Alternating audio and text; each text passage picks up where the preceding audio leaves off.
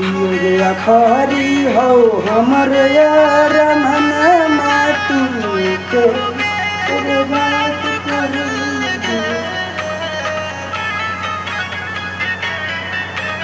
ये आखरी हो हमर यार मनमा तू के बात कर लगे सुनैया हो भरती